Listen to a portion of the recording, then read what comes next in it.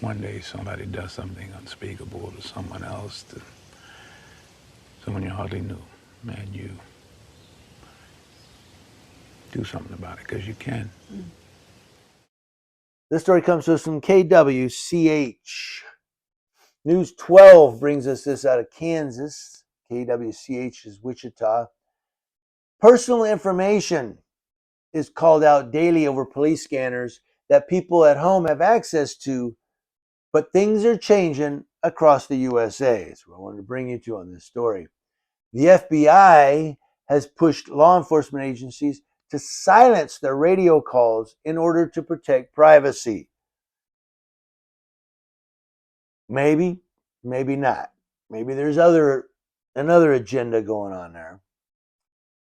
But it seems like more and more and more police departments are encrypting their radios so that people can't hear. But there are ways around that. Sensitive details such as names, social security numbers, phone numbers, addresses, criminal and medical histories will no longer be heard over scanners.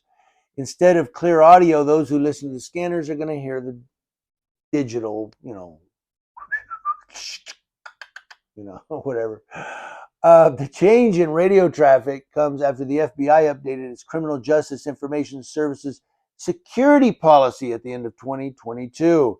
So starting since last year, more and more police departments are encrypting their radios. Now, when I said there's ways around that, what I was thinking up here, one of the ways around it is listen to your local fire department. Because sometimes you'll hear medic engine 551, stage for PD, or stage for SO, which is sheriff's office. When they say stage for, you know something's going on. Somebody got an assault or some domestic or something went down. The cops are there on scene. Hey, we're going, what have you. Or they'll say engine 552, GSW, which is a gunshot wound. Things of that nature. So you listen to your local fire department. Another way is you kind of find out in your town or your city where the cops hang out the most. Because there are certain sections of the city that your local law enforcement targets for safety reasons, whether it's known drug area, or maybe people keep going through red lights in this area, and so they go up there to patrol the traffic. They're going to pull people over. They're going to pull people out of their car. Things of that nature. So you just kind of learn, where the cops are, or listen to your local fire department. I digress before I get too boring. However, encrypted radio traffic comes at a cost. And of course, I know San Bernardino County paid millions for their software. And there's a software license, so you have to renew that every so often. But in Sedgwick County, the price for radio encryption between grant money and matchup funds totals over $1.8 million. It's about that. Those funds will be distributed between 17 police departments in Sedgwick County. The Sedgwick County's Sheriff's Office, County Emergency Management, County Emergency Communications, County Courthouse Police, and the Sedgwick County Fire Department. Now, in October of 2023, Kansas Governor Laura Kelly announced that more than $6.2 million from the Local Safety and Security Equipment Grant Program, grants, guess where grants come from? You taxpayers. But that money was given out to 72 law enforcement departments in the state. Along with updated radio communication systems, the grant is being used for equipment upgrades, because the encrypted software, you have to have encrypted equipment, that can handle that software.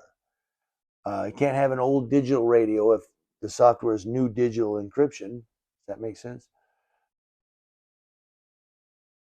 And replacing wildland firefighting equipment.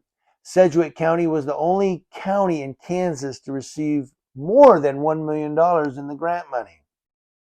Wow, lucky you, Sedgwick. Now, several departments statewide have already begun the process of encrypting their radio communications. In Johnson County, 13 police departments began on January 23rd of this year. And then it goes on. The Kansas Highway Patrol is in charge of enforcing the policy in the state of Kansas. And the thing is, I don't want to keep belaboring this, but the bottom line is that more and more and more of these police agencies are going to begin to encrypt their radios. Now, people like the LAPD or NYPD, or San Diego PD, it's kind of questionable as to how they can do that because of this. Like Los Angeles County, do you know how many radio communications that they would have to encrypt? I mean, and maybe they'll try it with like, okay, we're going to do the West Hollywood division, and then we'll work our way through, or we're going to do Rampart precinct, and then we'll work our way through. Maybe like a test just for those departments, because sometimes different divisions are on different frequencies. That makes sense. But the thing is that they're encrypting these radios and saying we're doing it for privacy's sake. What I think they're really doing it for is so that people can't listen in. Now, the mainstream media are able to purchase that encryption software at a high price. So I've heard that too, that like, KABC, Eyewitness News, Los Angeles, like if there's an encrypted police department, they can request that encryption software themselves and buy it for media purposes. You and I said, there's ways around it. If you're really serious about keeping an eye on the popo, there's ways to do it. It's got to be,